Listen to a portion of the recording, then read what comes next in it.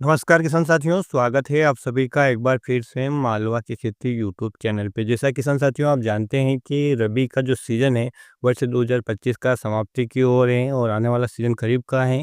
और यदि हम अपने क्षेत्र की बात करें तो अधिकांश क्षेत्र में जो सबसे ज़्यादा फसल का रकबा होता है वो होता है सोयाबीन। लेकिन किसान साथियों एक तो सोयाबीन की उत्पादकता कम होती जा रही है, लागत बढ़ती जा रही है। वहीं यदि हम इसका बाज़ार भाव देखें तो काफ़ी ज़्यादा कम हो गया है। जिसके कारण किसान भाइयों को बड़ी दुविधा हो रही है कि वो कौन-सी फसल का चयन करें और कौन-सी का नहीं करें। क्योंकि एक तो उत्पादन काफ़ी कम है लागत की बजाय, साथ ही किसान साथियों इसके बाज़ार भाव भी नीचे गिरते जा रहे हैं, जिससे किसान भाइयों को लागत निकालना भी बड़ी मुश्किल से हो रहा है। लेकिन बहुत से ऐसे क्षेत्र भी हैं जहाँ पर किसान भाइयों के साथ इसका कोई विकल्प नहीं है। हालाँकि हम अपने नज़दीकी मंसूर निम्न क्षेत्र की बात करें तो किसान साथियों यहाँ पर मूँगफली इसके विकल्प के रूप में लगा रहे हैं, लेकिन फिर भी आज भी इसका रकबा है जो सोयाबीन से कम है। इसका कारण ये है किसान साथियों कि एक तो सभी प्रकार की मिट्टी में मूँगफली की खेती नहीं की जा सकती है। वहीं जब इसकी हार्वेस्टिंग होती है, इस समय यदि बारिश होती है तो भी काफ़ी ज़्यादा दिक्कतों का सामना किसान भाइयों को करना पड़ता है। साथ ही इसकी स्टोरेज क्षमता के लिए भी जगह ज़्यादा चाहिए होती है घर में।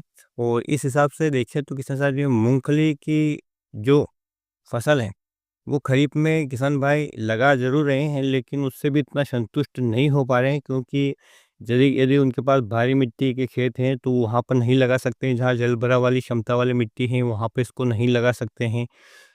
और इस प्रकार से इस फसल के चयन करने में भी किसान भाइयों को दुविधा हो रही है। तो और इसके विकल्प हमें कोई दिख नहीं रहे हैं कि सोयाबीन के विकल्प खरीफ के रूप में यदि मक्का लगाएँ, तो किसान साथियों नीलगाय का भी प्रकोप भयंकर है सभी क्षेत्रों में। साथ ही जो गलतियाँ खेत हैं या जहाँ पानी भरा वाली भूमि है, वहाँ पर भी इसकी खेती नहीं की जा सकती है। मूँग उड़द तो बिल्कुल खरीफ सीज़न में होने ही नहीं लगे हैं। और इस हिसाब से यदि हम अभी देखें वर्तमान में तो हमारे पास सोयाबीन के सिवा और कोई विकल्प दिख ही नहीं रहा है। और किसान साथियों बाज़ार में इतने सारे बीज अवेलेबल हैं आपको कि आप कन्फ्यूज़न की स्थिति में आ जाएँगे कि कौन-सा लगाएँ या नहीं लगाएँ। पिछले वर्ष भी कई किसान भाइयों ने नए बीज लिए और नतीजा ये हुआ कि उत्पादन में 50 से 60 किलो का ही फ़र्क देखने को मिला प्रति एकड़ के हिसाब से। तो किसान साथियों मैं तो आपसे यही कहना चाहूँगा कि आप अपने क्षेत्र के अनुसार जो प्रतिवर्ष से बीज लगा रहे हैं उनमें से किसी अच्छे बीज का चयन करें। नए बीज को यदि आप लगाना चाहते हैं तो उसे पहले थोड़े क्षेत्र में ट्रायल करें। यदि नतीजे संतोषजनक प्राप्त होते हैं तो आप उसे अगले वर्ष थोड़े क्षेत्र में बढ़ा सकते हैं। कम से कम 2 से 3 वर्षों में इस प्रकार से हम कह सकते हैं कि ये वैरायटी हमारे क्षेत्र में पूरी तरह से सफल हो सकती हैं। क्योंकि किसी वर्ष यदि क्लाइमेट अच्छा रहता है तो किसान साथियों आपकी जो अलग क्षेत्र की सोयाबीन है वो भी अच्छी हो सकती है, लेकिन हर वर्ष वो अच्छी हो ऐसा ज़रूरी नहीं है। इसलिए आपको कम से कम 2 साल 3 साल तक ट्रायल तो लेना ही चाहिए और उसके बाद ही आपको उसका रकबा है वो और भी ज़्यादा बढ़ा सकते हैं। तो बाज़ार में किसान साथियों आपको सोयाबीन के बीज बेचने वाले अलग मिल जाएँगे और नई-नई वैरायटियों की अलग-अलग खूबियाँ आपको बताएँगे। ढेर सारी फलियाँ आपको पौधे को वो बताएँगे। गर्मी के सीज़न या बारिश के सीज़न दोनों समय में आप लगा सकते हैं या किस सीज़न के लिए वो अच्छी हैं वो भी आपको बताएँगे। उसमें कौन से रोग और कीट नहीं आते उसके बारे में बताएँगे। लेकिन मेरा तो आपसे पर्सनल यही कहना है कि आप अपने विवेक से निर्णय लें। जो एआई का ज़माना है किसान साथियों डिजिटल है, यहाँ कुछ भी संभव है। यहाँ पर आप देख ही पा रहे हैं कि चित्र से वीडियो बनाए जाते हैं और वो भी बोलने लगते हैं या हरकत करने लग सकते हैं। तो आपकी फसल की कंडीशन को क्या से वो क्या बता सकते हैं, ये आप अच्छी तरह से जानते हैं।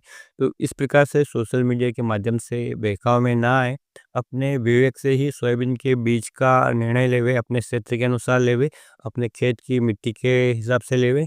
और यदि आपके खेत अलग-अलग प्रकार के हैं, तो आप अलग-अलग बीजों का चयन करें। जहाँ पर भारी खेत है, काली मिट्टी वाले खेत हैं, जल भराव वाली क्षमता है, वहाँ पर आप थोड़ी लंबी अवधि वाली वैरायटियों के बीज का चयन लें। जहाँ पर हल्की है, ऊँची जगह है, पथरीली ज़मीन है, वहाँ पर आप शीघ्र पकने वाली वैरायटियों का चयन करें। किसान साथियों सोयाबीन के अलावा भी और कई विकल्प हैं खरीफ सीज़न के लिए, तो आप हमें सुझा सकते हैं ताकि अन्य किसान भाइयों को भी अपनी खरीफ फसल लगाने में हेल्प होगी। और आप बुआई की तैयारी भी अच्छी तरीके से करें किसान साथियों। दवाइयों का प्रयोग आप अपने खेत में आवश्यकता के अनुसार ही करें, क्योंकि भाव बढ़ेगा या नहीं बढ़ेगा, सोयाबीन की पैदावार होगी या नहीं होगी, बारिश कैसी होगी, इसका कोई पूर्वानुमान नहीं है।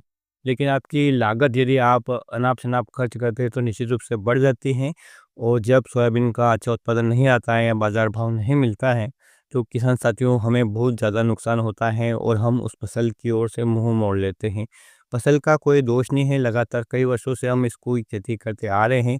बहुत सारा उत्पादन हम अपने खेतों से ले रहे हैं, भूसा के रूप में ले रहे हैं, अनाज के रूप में ले रहे हैं, लेकिन उसको हम दे नहीं पा रहे जितनी उससे आवश्यकता है। तो हमें अधिक से अधिक ऑर्गेनिक मैटर यानी जैविक कार्बन बढ़ाने वाली चीज़ों का प्रयोग करना है, देसी खाद का, पराली का या खेत की मेड़ की पत्तियों का। इस प्रकार से जो भी जैविक चीज़ें सड़ गल जाती हैं, उनका प्रयोग हम खाद के रूप में करते हैं, तो हमारी खेत की मिट्टी के लिए भी वो लाभदायक होता है, हमारी फसल के लिए भी लाभदायक होता है। खेत में जो जीवाणु हैं, उनको पर्याप्त मात्रा में भोजन मिलता है, तो इस हिसाब से उनकी संख्या बढ़ती है और हमारी मिट्टी है उपजाऊ होती है और हमारी लागत कम आती है। तो किसान साथियों, सोयाबीन की फसल का विकल्प मुझे कोई और ज़्यादा दिख तो नहीं रहा है। ये कि आपके खेत के ऊँचे-नीचे हैं या अलग-अलग प्रकार के खेत हैं, तो थोड़े क्षेत्र में आप मूँगफली की फसल को भी ट्रायल करें, और अन्य फसलें यदि आपके सुझाव में है कोई, तो उन्हें कमेंट में सजेस्ट करें ताकि किसान भाई भी उसे विकल्प के रूप में अपना सकें और आने वाले जोखिम के प्रति वो थोड़े सचेत रह सके और उसी हिसाब से अपने कृषि कार्य कर सके। तो किसान साथियों, मेरे पास तो अन्य कोई विकल्प है नहीं, तो हम तो सोयाबीन और मूँगफली की फसल ही लगाएँगे। आगामी सीज़न में आप कौन-कौन सी फसल लगाने वाले हैं, कौन-सी वैराइटियाँ लगाने वाले हैं, कौन से क्षेत्र से आप आते हैं, ये कमेंट में मेंशन कर सकते हैं। आपके पास कोई बीज है तो आपको किसान को बाज़ार के भाव से बेच सकते हैं किसान साथियों। अनावश्यक लाभ कमाने के चक्कर में आपको कोई देने वाला है नहीं, लेकिन व्यापारी को यदि आप बेच देते हैं तो वही माल किसान को वो अनावश्यक लाभ कमाकर बेच देगा। तो आप किसान किसान हितैषी हैं, तो आपके पास यदि कोई नया बीज है, किसी किसान भाई को चाहिए, तो आप कमेंट में मेंशन कर सकते हैं और उसका प्राइस और लोकेशन आप बता सकते हैं ताकि वो संपर्क करके आपसे खरीद सके। तो किसान साथियों, आज की वीडियो में इतनी जानकारी थी, उम्मीद करता हूँ आपको पसंद आएगी। पसंद आए तो आप वीडियो को लाइक कर सकते हैं, चैनल को सब्सक्राइब कर सकते हैं, अन्य किसान भाई हित में से शेयर कर सकते हैं। फिर मिलते हैं नए वीडियो में एक नई जानकारी के साथ, तब तक के लिए ख्याल रखिए आप अपना, अपने परिवार का, अपने पशुधन का और अपनी फसलों का। वीडियो देखने के लिए आपको बहुत बहुत धन्यवाद। जय हिंद, जय जवान, जय किसान।